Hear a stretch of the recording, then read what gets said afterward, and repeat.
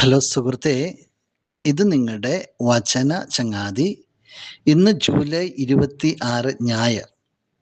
സുഹൃത്തെ, ഇന്ന് പരിശുദ്ധ അമ്മയുടെ മാതാപിതാക്കളായ വിശുദ്ധ യോവാക്യമിൻ്റെയും വിശുദ്ധ അന്നയുടെയും തിരുനാൾ ദിവസമാണ്.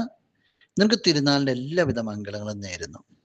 നമ്മൾ ധ്യാനിക്കുന്ന വചനഭാഗം വിശുദ്ധ ലൂക്ക അറിയിച്ച സുവിശേഷം 10-ാം അധ്യായം 38 മുതൽ 42 വരെയുള്ള തിരുവചനങ്ങൾ.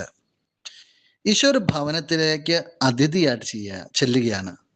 മർത്തായും മറിയവും കൂടി ഈശോയെ സ്വീകരിക്കുക. കുടുംബത്തിലെ രണ്ടുപേർക്കും ഈശോ ഒരേപോലെ സമീപസ്ഥനായിരുന്നു. എന്നിട്ട് ഇതിൻ്റെ അന്ത്യത്തിലേക്ക് വരുമ്പോൾ ഒരാൾ ശ്രേഷ്ഠമായത് തിരഞ്ഞെടുത്തു എന്ന് ഈശോ പറയുക.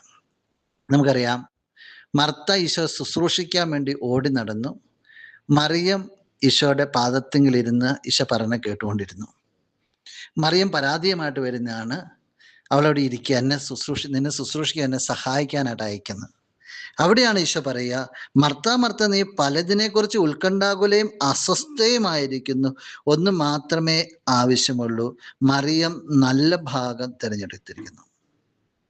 ഈശോയുടെ സന്നിധിയിലായിരുന്നിട്ടും മർത്ത അസ്വസ്ഥയായിരിക്കുന്നു, മറിയം സ്വസ്ഥയായിരിക്കുന്നു. രണ്ടുപേർക്ക് ഈശോ ഒരേപോലെ വന്നത്, പക്ഷെ രണ്ടുപേരും രണ്ട് രീതിയിലാണ് സ്വീകരിച്ചത്. ഒരാൾ ഈശോയ്ക്ക് വേണ്ടി ചെയ്യാൻ വേണ്ടി ഒരാൾ ഓടി നടന്നു, മറ്റേ ആൾ ഈശോയുടെ അടുത്തിരിക്കാനായിട്ട് കൊതിച്ചു. ഈശോയുടെ അടുത്തിരുന്നത് ഏറ്റവും നല്ലതാണെന്ന് ഈശോ പറയുക. ദൈവത്തിന് വേണ്ടി ഒത്തിരി ചെയ്യാൻ വേണ്ടി സുഹൃത്തെ പല രീതിയിൽ നീ ഓടുന്നുണ്ടാവും, നിന്റെ ഹൃദയം വെമ്പൽ കൊള്ളുന്നുണ്ടാവും, വളരെ നല്ലത് തന്നെ. എന്നാൽ ഏറ്റവും ശ്രേഷ്ഠമായത് ദൈവത്തോട് കൂടെ ആയിരിക്കുക എന്നുള്ള, അവൻ്റെ സാന്നിധ്യത്തിലായിരിക്കുക, അവനെ ശ്രവിക്കുക, അവന് ജീവിതത്തിൽ പ്രാധാന്യം കൊടുക്കുക. എന്തെങ്കിലുമൊക്കെ ചെയ്യാൻ വേണ്ടി ഓടി നടക്കുന്നതിന് പകരം അവൻ്റെ ചൂട് തിരിച്ചറിയാം. അത് ഏറ്റവും മികച്ചതെന്നാണ് ഈശോ പറഞ്ഞു വയ്ക്കുക. ഇന്ന് നീ നിന്റെ ജീവിതത്തിൽ ഒരു വിലയിരുത്തൽ നടത്തണം. ദൈവത്തിന് വേണ്ടി നീ ചെയ്യുന്നത് എന്തൊക്കെയാണ്? ദൈവത്തിൻ്റെ കൂടെ ആയിരിക്കാൻ വേണ്ടി നീ ചെയ്യുന്ന എന്തൊക്കെയാണ്?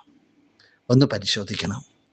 അവിടെ ജീവിതത്തെ കണ്ടെത്തുവാനായിട്ട് സുഹൃത്തെ നിനക്ക് സാധിക്കും. നമുക്ക് പ്രാർത്ഥിക്കാം. എൻ്റെ സ്വർഗീയ ചങ്ങാതി, എന്നെ കേൾക്കുന്ന ചങ്ങാതിയെ സമർപ്പിക്കുകയാണ്. നിനക്ക് വേണ്ടി നിലകൊള്ളുവാനായിട്ട്, നിന്നോട് കൂടെ ആയിരിക്കുന്നതിൽ ആനന്ദം കണ്ടെത്തുവാനായിട്ട് എൻ്റെ ചങ്ങാതിയെ സഹായിക്കണമേ. ആമേൻ.